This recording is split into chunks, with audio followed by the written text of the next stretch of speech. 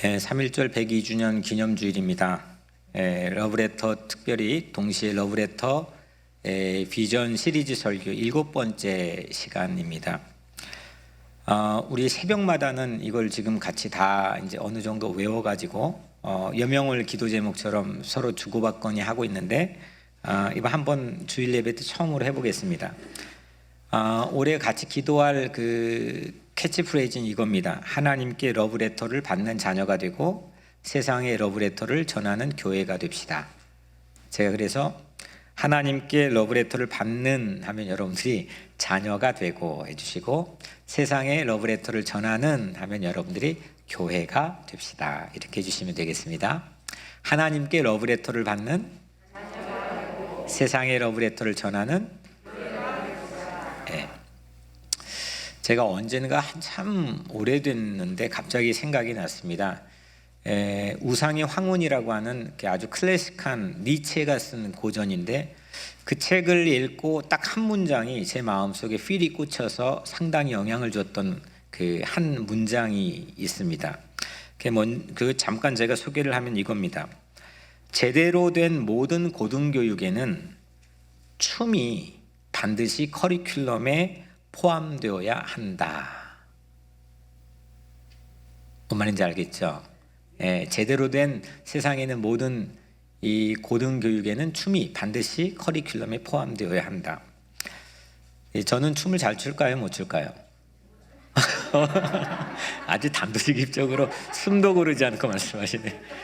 저는 진짜 춤을 못 춥니다. 노래도 못하고. 우리 최석훈 집사님처럼 이 춤을 잘 추는 사람이면 이 말이 너무너무 신나는 말이겠지만, 저는 맨 처음에 그럼 나는 뭐 하는 거지? 그런 생각 들었는데, 그 다음에 보면 그 책 안에서 이런 내용, 정확히는 기억을 못하겠지만 이런 내용입니다. 발을 가지고 춤을 추는 것, 아이디어로 춤을 추는 것, 보케블러리, 단어로 춤을 추는 것, 우리 일상의 모든 삶에는 이렇게 춤을 추어야 합니다. 그러니까 이걸 저 같은 경우에 이제 적용을 해본다면, 저는 설교하는 사람이잖아요. 근데 설교 준비하면서 펜으로 춤을 췄으면 좋겠다라고 하는 그런 바람을 가졌던 것 같습니다. 그래서 이 성경을 우리 리니 자매는 여기 반주를 하지만 이거를 누르면은 반주가 되는 거죠. 똑같은 성경이고 똑같은 피아노지만 누가 누르냐에 따라서 전혀 다른 운율과 하모니가 나오는 거 아닙니까? 그러니까 제가 치면은 이 피아노는 완전히 이게 소음이 되지만, 리니가 치면은 이거는 환상적인 그런 음악이 나옵니다. 마찬가지로 저도 그런 바람이 있었던 거죠. 그러니까 아주 젊은 시절, 지금도 젊지만 오래전에 그런 바람이, 그 니체의 문구를 읽고 이 성경을 반주로 삼고 이거를 하나님께서 눌러주시는 대로 그렇게 내 머릿속에서 마치 춤을 추듯 이렇게 펑펑 튀어오르는 영감, 그 어깨를 들썩거리며 춤출 수 있는, 그렇게 적어나갈 수 있는 매번 설교 준비가 그렇게 되었으면 좋겠다라고 하는 그런 바람. 그래서 지금까지도 여전히 한 20년 지난 지금까지도 제 삶 속에 가장 소중한 소원이기도 합니다. 그래서 이렇게 우리 안에 춤을 불어넣어 주시고 춤을 익히게 만들어 주시는 분이 우리의 레슨 교사가 누굴까요? 성령님이시죠. 우리에게 기쁨을 창조해 주시고 우리 삶의 흥을 복돋아 주시는 분이 우리 신앙 안에서는 성령 하나님이십니다. 그래서 매사에 여러분들이 하시는 일에 이제 봄도 찾아왔는데, 신기하지 않습니까? 가지에 금방 얼마 전까지는 눈이 소복하게 쌓여 있었고 아무런 생명의 기운이 없는 메마른 가지였는데, 이거 밀어내요. 새로운 푸른 기운들이 막 나온단 말이에요. 마치 이것처럼 여러분들 각자의 삶에서도 이 춤을 추는 신명난 우리 각자의 삶의 터전이 될 수 있는 그런 새봄을 맞이하게 되기를 주님의 이름으로 간절히 축복합니다. 오늘은 102주년 3.1절 기념주일입니다.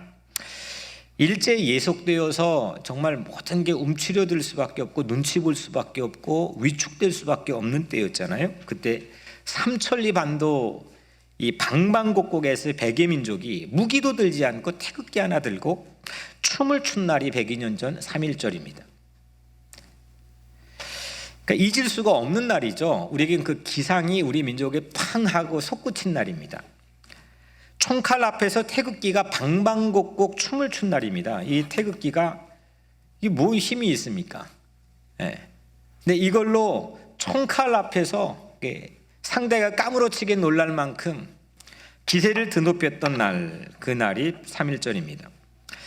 김이 독립선언문의 필체가 민족 대표 33인에 의해 춤을 췄던 날, 그 날이 3.1절입니다. 만세 소리가 남녀노소 할 것 없이 삼천리 산천에 춤췄던 날, 그 날이 3.1절입니다.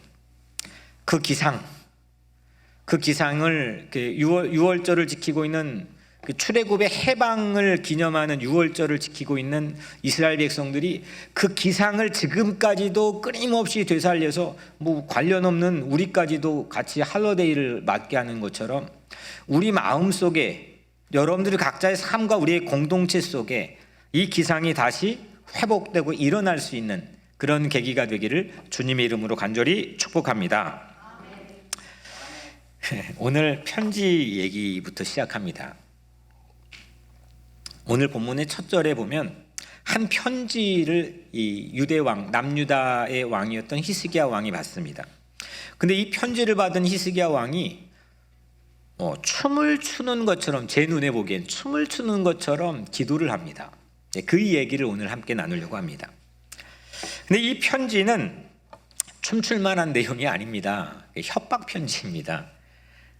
아시리아의 사네립 왕, 당시 세계를 제패하고 있는 사네립 왕이 남유다 히스기야 왕에게 보낸 협박 편지입니다. 14절 말씀이죠. 히스기야가 사자의 손에서 편지를 받아보고 여호와의 성전에 올라가서 히스기야가 그 편지를 여호와 앞에 펴놓고,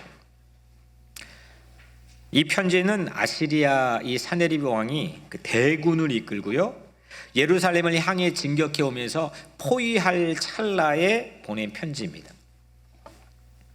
기분 나쁜 편지죠. 위축될 수밖에 없고 이거 뭐지? 하고 이게 두려울 수밖에 없는 그런 편지입니다. 근데 히스기야는 그 편지 덕분에 지금부터 우리가 함께 나누게 될 마치 춤추듯 기도를 합니다. 14절 15절 히스기야가 그 편지를 여호와 앞에 펴놓고 그 앞에서 히스기야가 기도하여 이르되, 기도를 하기 시작합니다.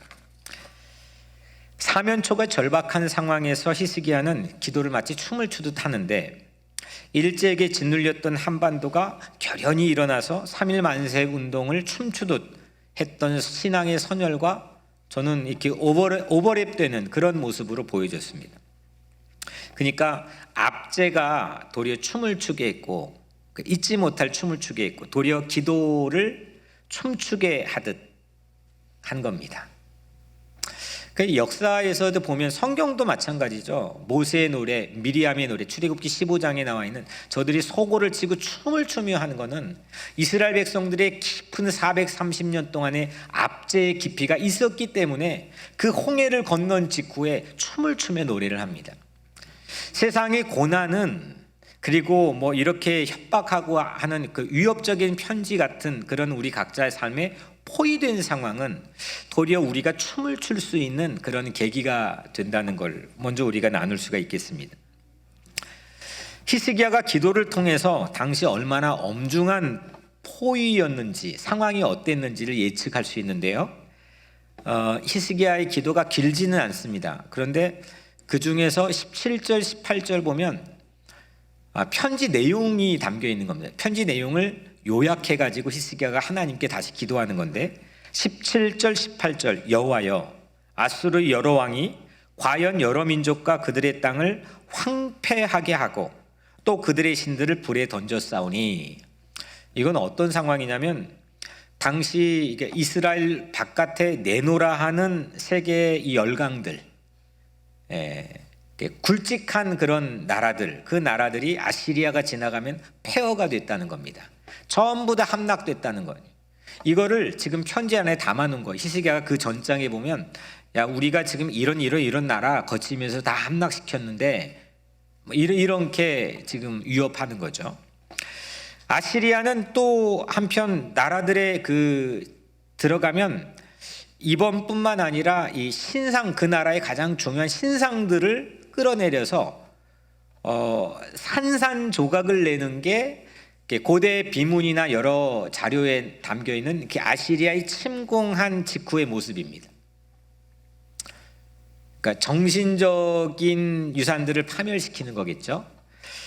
그런데 오늘은 희한한 게 여호와여 아수르 여러 왕이 과연 여러 민족과 그들의 땅을 황폐하게 하고 또 그들의 신들을 불에 던져 싸우니. 아주 이례적입니다. 그러니까 이 아시리아는 나라들의 신상들을 모닥불로 태워버릴 정도로 이젠 그 파괴력 자체가 극에 달했다는 것을 그러니까 위협하고 있는 거죠. 예루살렘도 이제 그렇게 포위될 찰나입니다. 그걸 눈앞에 두고 있습니다. 조금 전에 아시리아가 이렇게 자기들을 향해 출격한다는 소식을 히스기야 왕이 듣고 한 가지 큰 대공사를 합니다. 우리 성기순례 때 거기 뭐 갔다 오신 분도 있겠지만 아시리아 군이 포위될 것을 아시리아 군이 자기 예루살렘 포위될 걸 염두에 두고 성 바깥에 이 대군은 식수가 끊기면 오래 머물지 못하거든요. 그래서 식수를 전부 다 차단시키는 그런 정책을 펴기 위해서 이 바깥에 실로암 연못에 있는 유일한 식수를 성 안으로 끌어들이는 그런 대공사를 합니다. 예루살렘의 성은 800m 정도 되는 고지대에 있습니다. 그리고 안반들이 있습니다.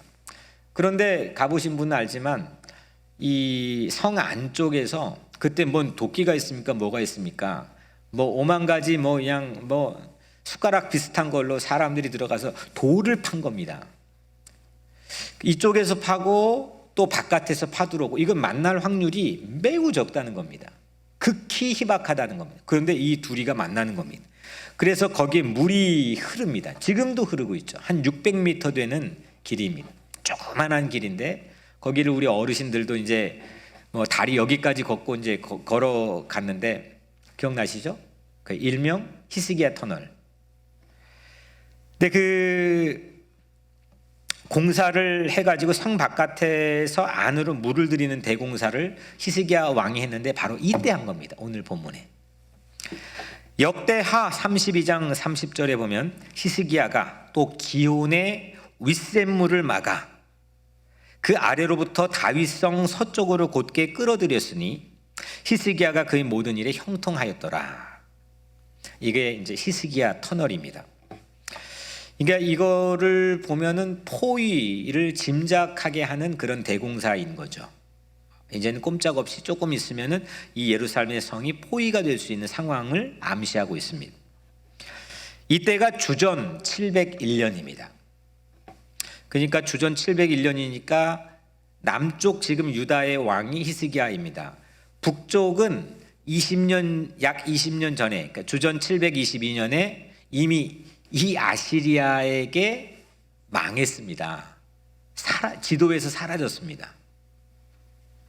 그러니까 위쪽은 망해버렸고 남쪽만 남았는데 남쪽도 지금 똑같은 아시리아 대군이 함락을 하기 위해 포위를 하기 일보 직전입니다. 아시리아 비문을 보면 예루살렘의 성이 포위되기 바로 오늘 본문의 직전에 이미 유다의 성읍 46개, 가장 메인 메인 타운 46개가 이미 함락되었다는 게 아시리아 비문에 기록되어 있습니다. 그러니까 막 밀고 들어오는 거죠, 지금. 상황을 설명해 드리는 겁니다. 지금 그 세계 최강의 그 열강의 대군이 지금 예루살렘의 성의 고지를 향해서 뭐 다른 나라들 그리고 유다의 기본 성읍들 이미 북쪽은 다 지도에서 지워버렸고 지금 막 밀고 들어오는 겁니다. 그렇게 예루살렘을 막강한 힘이 압박해 들어오고 있었고 특별히 하나님을 비방하면서 이게 주변에서 고도의 심리전을 펴니다. 사람을 낙담시키고 뭐 하여튼 기분 나쁘게 하고 심리전을 펼치고 있습니다. 여러분들 우리도 포위당할 때가 있습니다. 여러 가지 이유가 있겠지만 뭐 경제, 정치, 사회, 뭐 우리의 건강 여러 가지 이유가 있겠지만 우리도 포위당할 때가 있습니다. 지금도 엄밀히 말해서 눈에 보이지도 않는 작은 바이러스 때문에 1년 남짓 지구가 포위됐습니다. 아무것도 못했습니다. 뭐 이렇게 크게는 보지 않을지라도 여러분들 각각의 다양한 이슈로 오늘 이 자리에 오기 전까지도 여러분들도 포위당한 순간들이 아마 있을 겁니다. 뭐 자택 격리로 뭐 움직이지 못한 그런 정도가 아니라 마음이 심중에 여러 가지 나를 확 하고 바닥에 떨어뜨려 놓고 어디 사면초가에 휩싸여 있는 것처럼 빠져나갈 구멍 하나 보이지 않는 그런 상황이 우리에게도 뭐 수시는 아닐지라도 우리에게도 그런 경험이 있죠. 그런 때 우리는 뭘 합니까? 뭐 보통은 할 게 없죠. 하지만 그래도 여러분들이 찾을 수 있는 그런 거는 뭘까요? 뭘 해왔습니까? 오늘 히스기야를 통해서 그 반면교사로 삼아서 우리가 함께 살펴보려고 하는 건데, 히스기야는 기도했습니다. 15절 말씀에 그 앞에서 히스기야가 기도하여 이르되, 야 여기 이제 보셔요. 기도하여 이르되 그룹들 위에 계신 이스라엘 하나님 여호와여, 주는 천하 만국의 홀로 하나님이시라. 주께서 천지를 만드셨나이다. 제가 이 기도를 보고 이 사람 춤추고 있구나 생각을 한 거예요. 포위당한 히스기야가 그 순간에 하나님께 춤을 추는 것처럼 기도하는데, 하나님께 이 기도문을 보면 이게 포문을 여는 순간 아닙니까? 세 가지 신앙 고백을 합니다. 여기에서 디퍼런스가 납니다. 차이가 발생. 이 사람이 여기에서 이길 수밖에 없는 그런 모습을 보여주는구나입니다. 뭐냐? 세 가지인데, 첫 번째, 하나님이 어디에 계셔요? 그룹들 위에 계십니다. 그때 이스라엘의 하나님이 지금 포위당할 게 뻔한 아주 힘 하나 없는 약자의 하나님이 그룹들 위에 계신다는 거예요. 두 번째, 하나님께서 무엇을 다스립니까? 천하만국의 홀로 하나님이십니다. 천하만국은 뭐예요? 세상의 모든 나라잖아요. 그러니까 세상의 모든 나라를 다스리는 분은 하나님 한 분뿐이라는 겁니다. 여튼 뭐 여러분들 믿거나 말거나 지금 히스기야는 그렇다는 겁니다. 세 번째, 하나님께서 뭘 만드셨어요? 천지가 뭡니까? 하늘과 땅. 하늘은 뭐 그때 당시에는 우주적 개념이나 지구적 개념이 그러진 않았겠지만 여하튼 우리 개념 안에서는 하늘은 우주고 땅은 지구입니다. 하늘과 땅을 하나님 만드셨다는 겁니다. 여하튼 누가 알아주던 말던 지금 뭐 하나님을 비방하는 아시리아 군대의 사네립 왕이 어떻게 듣던 지금 하나님께 히스기야는 그렇게 기도한 겁니다. 세 가지를 가지고. 이게 왜 춤을 추는 것처럼 하나님께 제게 보이게 하셨느냐? 여러분들 잘 보세요. 하늘 위에 앉으신, 그룹들은 하늘 위, 하늘 보좌 위인 겁니다. 하늘 위에 앉으신 하나님, 천하 만국을 다스리는 하나님, 천지를 만드신 하나님, 이거를 보고 하나님이 거처하고 계신 점들을 라인으로 연결을 한번 해보십시오. 하늘, 천하만국, 하늘과 땅. 하나님 안 계신 곳이 없는 거예요. 히스기야의 기도에서는 지금 아시리아가 예루살렘을 이렇게 포위하고 있잖아요. 근데 히스기야의 기도에서는 하나님께서 아시리아를 포위하고 있는 거예요. 라인이 다른 거예요, 지금. 제가 한 다큐에서 봤는데 좀 됐는데, 길에서 한 청년이 걷다가 치타를 만났습니다. 치타 아세요? 가장 빠른 맹수죠. 근데 그 청년이 이게 대략 자르고 제가 편집해가지고 가장 인상 깊었던 장면은 뭐냐면, 아주 몇 시간입니다. 한참 동안 이 뒷걸음질을 치면서 무엇을 했느냐면 이 치타에게 자기를 크게 보이는 겁니다. 막 손을 뻗었다가 막 함성을 질렀다가 막 그 생쇼를 합니다. 지금 막 아니 보통 같으면 이걸 뭐 어디 도망갈 데를 찾던지 아니면 도망가던지 보통 본능적으로 그렇게 되잖아요. 근데 자기를 막 크게 막 보이려고 막 근데 치타가 공격을 할 것 같이 하는데 마지막까지 공격을 못 합니다. 그리고 결국은 이 청년이 살아났습니다.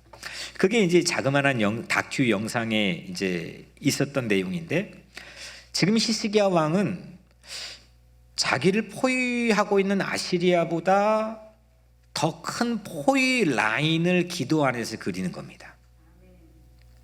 놀라운 겁니다. 판을 다르게 보는 겁니다. 이게 기도의 능력입니다. 춤추듯 하게 라인을 만들고 라인을 타게 만드는 게 기도의 능력입니다. 19절에 보면 우리 하나님 여호와여 원하건대 이제 우리를 그의 손에서 구원하시옵소서. 그리하시면 천하만국이 주 여호와가 홀로 하나님이신 줄 알리이다. 아멘. 여러분들 히스기야가 두려웠을까요? 안 두려웠을까요? 안 두려웠어요? 두려웠어요? 나도 몰라요. 네. 근데 그 전장에 보면은 히스기야 두려웠어요. 네. 무서웠어요. 불안했어요.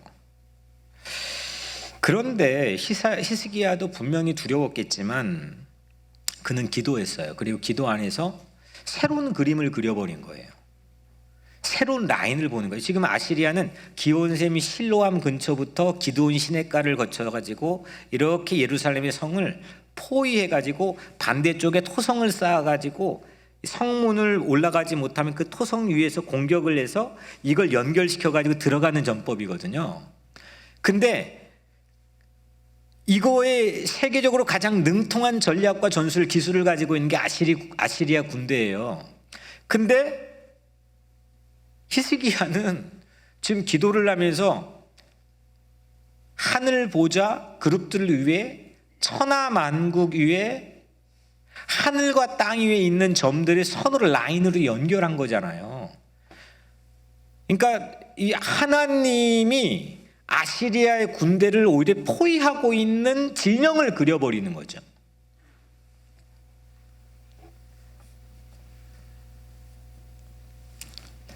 바로 그 다음 장 오늘 19장인데 20장에 보면 여러분들 사실 이 오늘 본문 사건보다 그 사건 더 잘 알 거예요. 히스기야가 죽을 병이 걸립니다. 아마 이런 지난한 시간들을 지나면 스트레스 받았나 봐요. 죽을 병에 걸렸어요. 그래서 벽을 보고 기도해요. 하나님 나 좀 살려달라고. 그런데 또 그때 기도했는데 하나님이 생명을 어떻게 했어요? 15년 연장해 줬어요. 15년. 그거 보면서 이 히스기야는 트레이드마크가 뭐냐면 기도해가지고 포위 당할 때마다 자기의 생명이, 자기의 진영이, 군대가, 자기의 뭐 안위가 모든 게 포위가 당하면 기도해요. 그래가지고 이 라인을 엑스텐드 시키는 전문가예요. 그러니까 이 라인을 연장시키는 뭐 생명의 연한이건 아니면 뭐 이게 판을 이게 새롭게 다르게 읽는 묘한 이 영적 테크놀로지가 기도 안에서 길어 올리는 능력이 히스기야에게 보인다는 거예요. 하나님께서 이제는 그러면 기도에 어떻게 했을 것 같아요? 기도에 응답했죠. 응답을 했는데 두 가지 종류의 응답을 합니다. 먼저는 그 적군인 사네립 왕에게 응답을 합니다. 그러니까 이사야, 그 당시 그 유명한 이사야가 이때 활동을 했던 사람이거든요. 그래서 이사야가 하나님에게 응답을 받아가지고 적군에 있는 사네립 왕에게 주는 메시지가 오늘 20절부터 28절에 나와 있고, 그 다음에 히스기야 왕에게 응답하는 장면이 29절부터 34절에 나옵니다. 그걸 하나씩 좀 보면, 먼저 하나님께서 그 사네립 왕에게 응답하는 장면입니다. 응답이 아니지, 여튼 사네립 왕에게 반응하는 그런 메시지입니다. 하나님은 아시리아가 자랑했던 그 지나왔던 아시리아 군대가 지나가면 만들어지는 선 라인이 있거든요. 그 포위 라인을 언급합니다. 23절, 24절인데요. 23절, 24절에 보면 어떤 라인들이 나오냐면 23절 네가 사자들을 통하여 주를 비방하여 이르기를 내가 많은 병거들을 거느리고 여러 산 꼭대기에 올라가며, 우선 먼저 점 찍어 놓으세요. 여러 산 꼭대기 마음속에. 그 다음에 레바논 깊은 곳에 이르러. 레바논의 깊은 곳, 저 위쪽에 살림이 세계 넘버원. 성전의 제목은 전부 거기에서 그 나무를 가져오잖아요. 그 레바논의 깊은 곳에 점. 그 다음 높은 백향목과 아름다운 잣나무를 베고 내가 그 가장 먼 곳에 들어가며. 그러니까 가장 먼 곳이면 아마 헬몬산 정도 되지 않을까 싶은데 그건 뭐 I don't know. 누구도 뭐 알지는 못하지만 여하튼 그 곳. 그 다음에 24절에 내가 땅을 파서 이방의 물을 마셨고 나의 발바닥으로 애굽의 모든 강들을 말렸노라 하였도다. 그러니까 이 저 남단의 이집트까지 그 나일강, 그 세계 최고의 곡창지대인 나일강 삼각주를 따라서 그 강들을 밟았다 이거예요. 이 아시리아의 군대가. 그러니까 이 저쪽 동쪽에 지금 이라크에서 시작된 라인이 저 북쪽을 거쳐가지고 저 최남단까지 전부 다 아시리아 라인이라는 거예요. 예루살렘이 꼼짝없이 포위된 라인입니다. 하나님 먼저 그걸 언급. 야, 네가 그렇게 뻐기고 자랑하는 너희 군대를 이끌고 밟았던 그 라인들을 봐라, 이렇게 말하는 거죠. 그런데 하나님께서는 이 아시리아 포위 라인들을 언급해놓고 그걸 평가를 합니다. 뭐라고 하느냐? 25절에 이 일은, 그러니까 이렇게 라인이 쳐진 건 내가 태초부터 행하였고 옛날부터 정한 바라. 이거 뭐냐면 웃기지 마라. 이 라인들 네가 잘라서 한 것 같지만 이건 내가 태초부터 계획한 거고 하나님이 아시리아를 도리어 포위하고 있다는 겁니다. 28절에 보면 그 증거가 나오는데 내가 갈고리를 내 코에 꿰고 재갈을 내 입에 물려 너를 오던 길로 끌어 돌이키리라. 그러니까 하나님은 더 큰 라인을 쳐버리고 바깥 라인에서 아시리아의 코에 갈고리를 꿰고 입에 재갈을 물려가지고 너희들을 끌어가지고 다시 너희들 본국으로 돌려보내겠다는 겁니다. 그러니까 하나님은 결론적으로 이 오만방자한 아시리아의 포위선보다 더 커요, 작아요? 더 큰 거를 히스기야 왕이 기도 안에서 그린 대로 하나님께서 보여주신 거죠. 여러분들 이 고상한 말 혹시 아시나요? 이 고상한 말, 뛰는 놈 위에 뭐죠? 나는 놈 있고 하루 강아지. 이 말처럼 히스기야가 뛰는 아시리아 위에 날아다니신 하나님 본 거죠. 그 체험한 거죠. 하루 강아지 위에 호랑이 같으신 하나님 체험한 겁니다. 기도 안에서.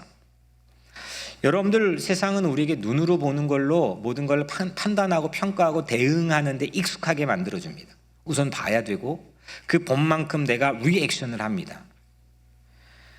그런데 하나님께서는 언제나 내 주위에 계셔요, 안 계셔요? 접촉면이 하나님하고 여러분들이 있어요, 없어요? 터치하고 있어요, 없어요? 아멘? 근데 내가 믿지 않아서 눈으로 보는 것만은 보면 살 때가 많잖아요. 라인이 이게 너머에 점선 라인이 있는데 지금 보여지는 포위된 라인만은 보며 살아갈 때가 많이 있다는 거죠. 제가 이 며칠 전에 이발을 했는데 괜찮습니까? 제가 얼마 정도에 한번 이발할 것 같습니까? 한 달에 한 번. 한 달에 한 번 예쁘게 여러분들에게 보이려고 이발을 합니다. 여러분은 근데 제가 이번에 이발하면서 갑자기 그런 생각 드는 거예요. 머리카락이 왜 빨리 자라지? 그래서 이제 궁금해가지고 난생 처음으로 머리카락은 어느 정도 속도로 자랄까 생각해서 한번 찾아봤습니다. 찾아봤더니 저 처음 한 건데 머리카락은 0.061mm per hour. 뭔지 모르겠죠? 1시간에 0.061mm가 자라는 거예요. 그러니까 1mm도 아니고 0.1mm도 아니고 0.061mm. 그러니까 그럼 빨라요, 늦어요? 되게 늦죠. 근데 여러분들은 머리카락이 자라는 거를 느끼고 있어요? 오늘 예배 끝나고 저녁에 밥 먹으면서 내 머리카락이 또 지금 자라고 있어 이렇게 느끼고 삽니까? 그런 사람은 저도 한 번도 본 적은 없습니다.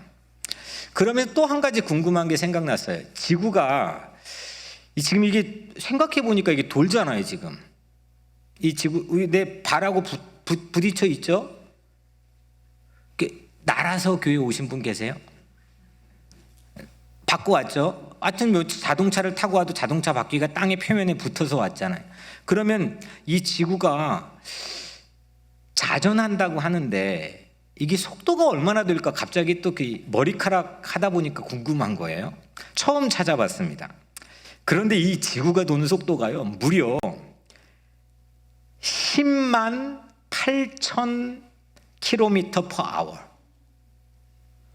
여러분들 100km로 운전을 주행하고 여기 오늘 교회 오신 분 계세요? 그럼 티켓 받아요. 예? 제가 독일 아우토반에 영국에 살 때 아우토반에 이게 달려봤는데 완전 1986년도 차인가 막 멈춰요 가다가 빨간색 차였는데 근데 그 차를 타고 제가 최대한 빨리 다녔는데 그 마일이 아니 그때 킬로미터였는데 180 정도 킬로미터 그러니까 100마일이 좀 넘는 거죠. 그냥 이 차가 부서져 한번 밟아봤어요. 아우토반이니까.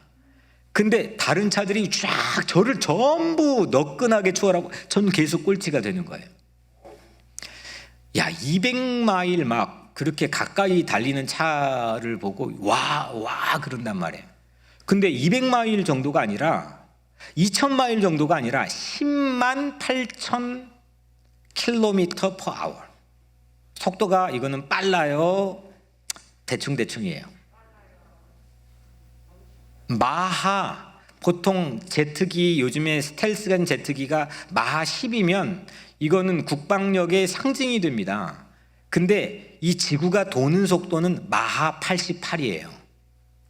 그러면서 그걸 보고 그러면 이렇게 빨리 돌아가는 지구면 나도 이제부터 빨리 거기에 속도 맞춰 걸어야 되나? 뭐 이런 느낌이 들 정도로 상상이 안 되는 속도를 우리 발 표면에 붙이고 늘 삽니다. 여러분들 이 지구의 도는 속도를 느끼고 살아요? 안 느끼고 살아요? 몰랐죠?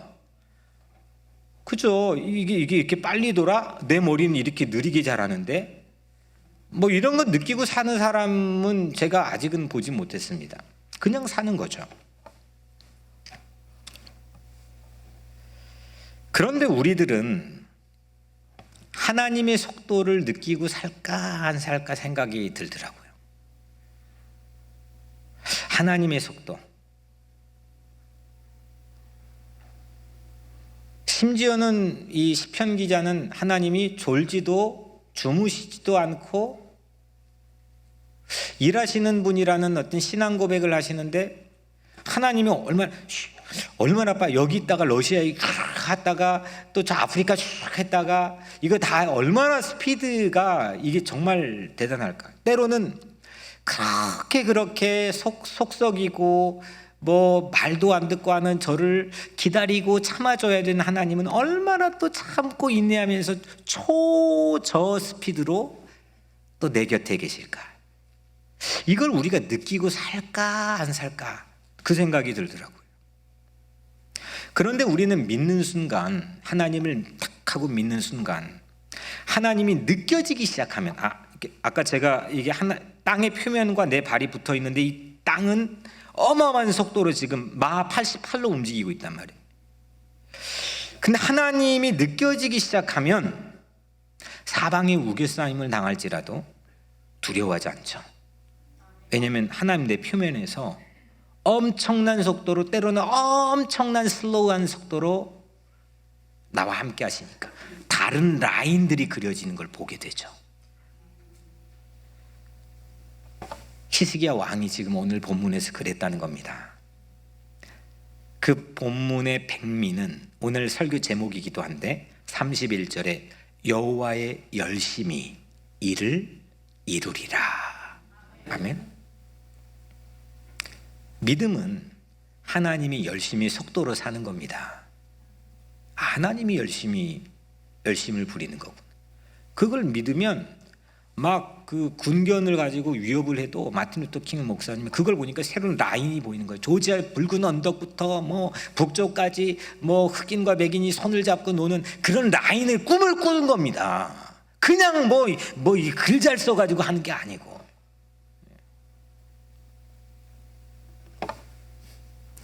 지구 자전 속도조차도 딱 그 지구를 붙들고 이걸 굴려가면서 조절하시는 하나님의 속도,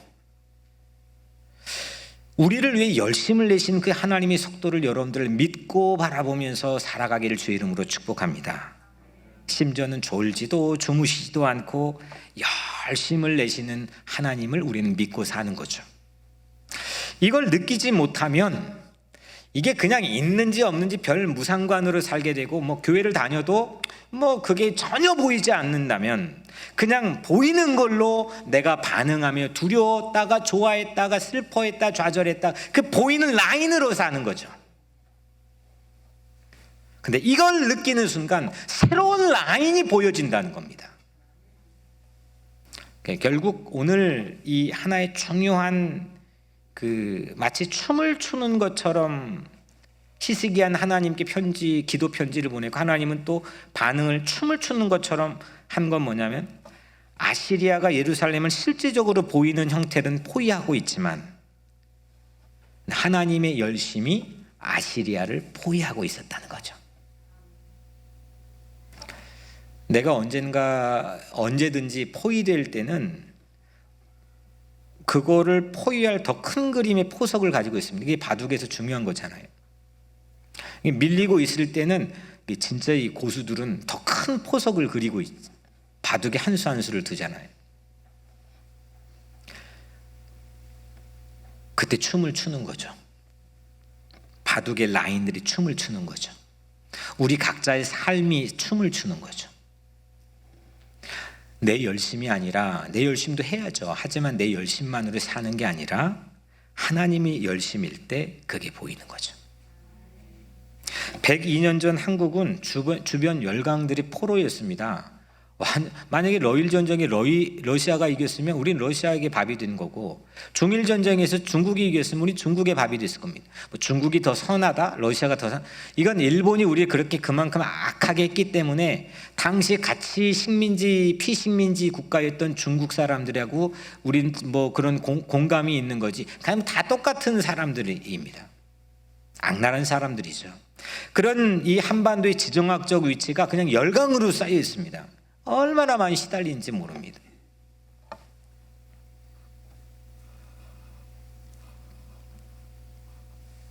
지금은 우리가 처지가 102년 전과는 비교도 안 될 정도로 벌써 뭐 옷 입고 다니는 거나 차 타고 다니는 거나 뭔 제조 기술이나 뭐 이런 기술 자체나 삶의 라이프의 퀄리티 자체가 뭐 상상을 못할 정도로 성장했습니다.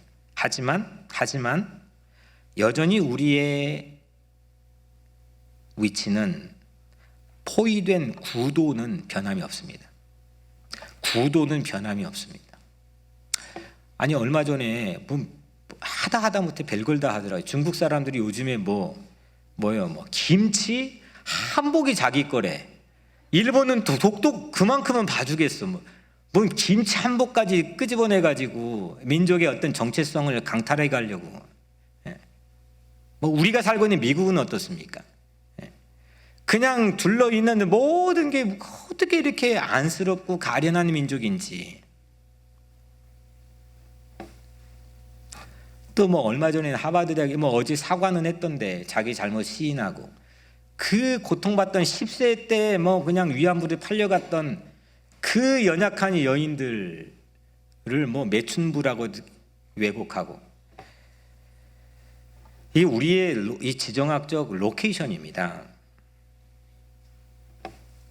그럼 미국에 살고 있는 우리는 그럼 다른 거냐? 그 라인 똑같이 따라가게 돼 있습니다. 여기서 우리가 뭐 나 개인적으로 어떨지는 모르지만 이 10년 후를 우리 자손들이 이 색깔 가지고 10년 후를 여기에 살아가는 판을 우리가 생각해 본다면 전혀 다른 판이 펼쳐질 수도 있습니다. 진짜입니다.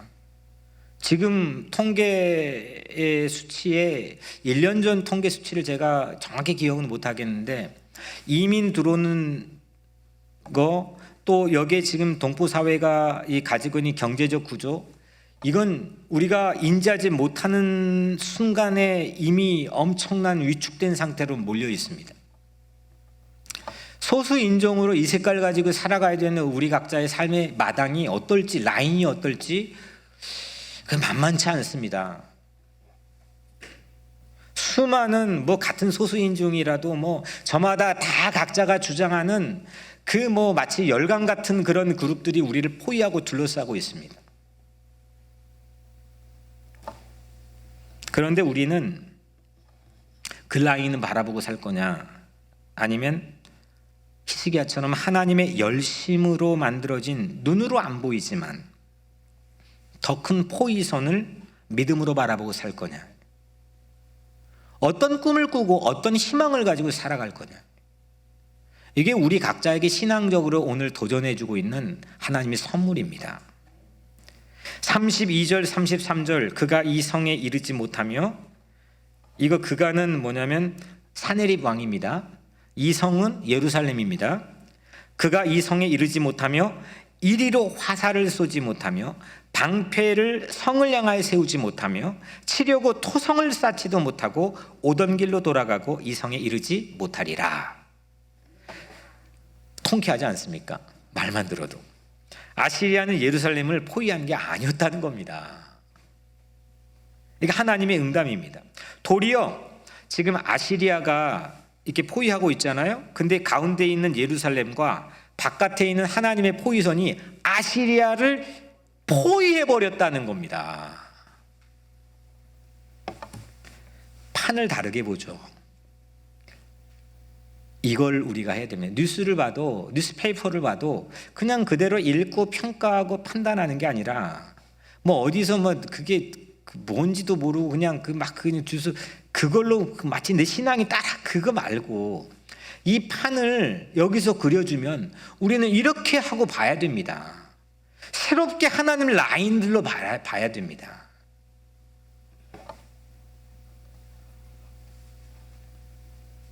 그래야 신앙인이죠. 예루살렘의 성에 한 발자국도 못 들어온다는 겁니다. 화살 하나조차도 못 쏜다는 겁니다. 포위했다고 하는 오만은 아시리아가 우리가 포위했다라고 하는 오만, 그 협박하고 막 그런 오만은 혼비백산에서 자기 본국인 아시리아로 도망할 것이라고 하는 게 히스기야에게 준 하나님의 응답입니다. 그리고 그럼 마지막으로 실제 어떻게 지금 기도했고 새로운 라인 그래 기도했고 하나님은 새로운 라인으로 반응을 했는데 그럼 실제 상황은 어떤지 오늘 마지막 부분을 봅시다. 35절에 보면 이 밤에 여호와의 사자가 나와서 아수르 진영에서 군사 18만 5천 명을 친지라. 아침에 일찍 일어나 보니 다 송장이 되었더라. 이거 뭐 그냥 이게 뻥이 너무 심하다. 뭐 만화냐. 뭐 이렇게 생각할지도 모르겠지만 이거는 아시리아의 고대 역사 기록에도 나와 있는 히스토리입니다. 하나님 성경에 나와 있다고 하면 조금 그냥 부황부황히 듣고 이게 제가 말하는 입장에서 좀 그렇지만 아시리아 대군은 전멸했습니다. 그리고 아침에 일어나 보니까 주검천지였습니다. 이 사실의 역사가 그러니까 주후 200년경의 최고의 역사, 유대인 역사가잖아요. 끄떡하면 거기에서 인용해갖고 뭐 사용하잖아요, 우리가. 그 요세푸스라고 하는 역사책에 보면 이런 기록이 있습니다. 하룻밤에 수많은 쥐떼가 나타나 아시리아 군의 활과 무기를 쪼아놓았다고 한다. 그로 인해 전염병으로 지금 팬데믹과 같은 상황일 수 있겠죠. 전염병을 하룻밤 사이 아시리아의 대군이 거의 전멸했다고 요세푸스 역사책에 기록되어 있습니다. 아시리아 사네립 왕은 결국 퇴각할 수밖에 없었습니다. 36절 37절 말씀. 아수르 왕 사네립이 떠나 돌아가서 니느웨에 거주하더니 그가 그의 신 니스룩의 신전에서 경배할 때에 아들람멜렉과 사레셀이 그를 칼로 쳐 죽이고 아라랏 땅으로 그들이 도망하매. 이 오늘 마지막 엔딩입니다. 사네립 왕이, 이 포위했던 왕이 본국으로 도망갔단 말이에요. 자기 이 군사들이 거의 전멸되고 도망갔단 말이에요. 근데 거기 도망가서 자기 이 신전에 가서 경배하려고 하는데 그때 자기 아들들 2명이 살해를 합니다. 이 사건이 왜 중요하냐면 이때부터 세계의 그 고대 근동사에서 세계를 주름 잡았던 제국의 흐름은 이집트, 아시리아, 바벨론, 페르시아, 그리스, 로마입니다. 근데 이 축의 매우 중요한 축인 아시리아는 주전 900년부터 600년 사이에 세계를 제패했던 제국입니다. 그런데 오늘 이 본문의 사건을 통해서부터 그 뒤부터 쇠락하기 시작합니다. 더 못 일어납니다. 그리고 사라집니다.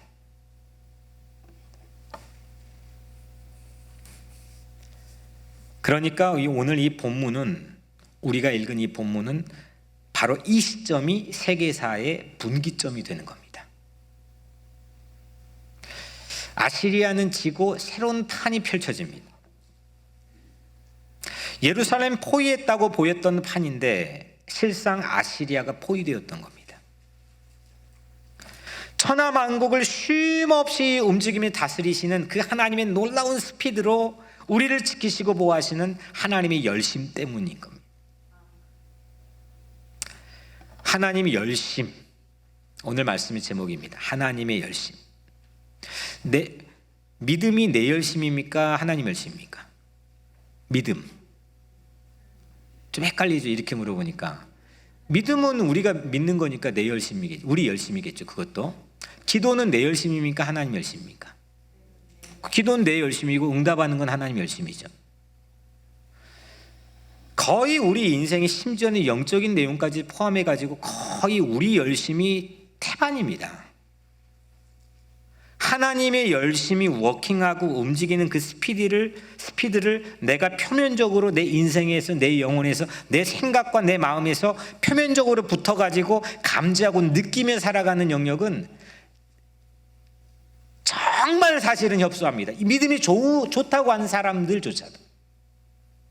마치 제가 머리 깎으러 가면 갑자기 머리 얼마나 속도로 자르지, 지구 얼마나 빨리 스피드 있게 움직이지, 평상시 하나도 생각하지 못했던 것처럼 마치 그런 충격이 우리에게 있어야 됩니다. 하나님의 열심이라는 건,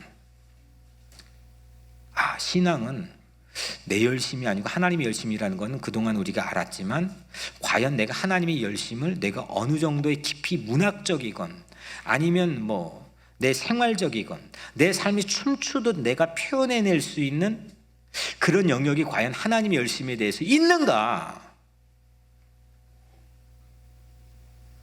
왜냐하면 하나님의 열심은 가장 클라이막스로 나타나는 부분이 어디냐면 예수 그리스도입니다.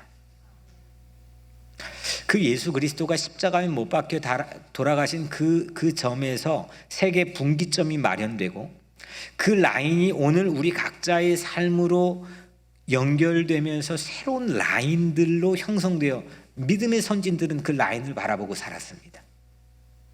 그리고 예수님께 3일 만에 부활하신 그 부활의 빈 무덤에서 만들어진 영원한 생명, 영원한 삶에 대한 라인은 우리 모두를, 신앙인들을 춤추게 했습니다. 고난 속에서도, 위협 속에서도, 협박 속에서도. 하나님의 열심인 예수 그리스도를 믿고 따를 때에 그것이 하나님의 만들어주신 라인 따라 사는 삶이 되는 겁니다. 사랑하는 성도 여러분, 오늘 이 본문의 이야기를, 우리 읽은 열왕기하 19장 14절부터 37절의 이 본문의 이야기를 여러분들의 백그라운드 뮤직인 반주로 여기시고 여러분들의 생각과 여러분들의 마음속에 있는 가슴속에 터져나오는 그런 여러분들의 삶에 대한 새로운 생각, 이게 하나님의 열심으로 춤추듯이 펑펑 새로운 영감들이 튀어오르면 됩니다. 그러면 여러분들 개인의 삶도 우리 민족의 운명도 하나님의 열심으로 만들어진 새로운 라인을 보면서 하는 거죠. 그리고 우리가 무엇을 하든 춤추며 춤추듯 살 수 있다는 겁니다. 하나님께 우리가 이렇게 기도 편지를 보낼 때, 하나님께 기도 편지를 때 그 라인을 믿음 안에서 보며 춤추듯 하고, 하나님께서는 우리에게 하나님의 열심으로 춤추듯 새로운 라인으로 우리를 살게 하신다는 겁니다.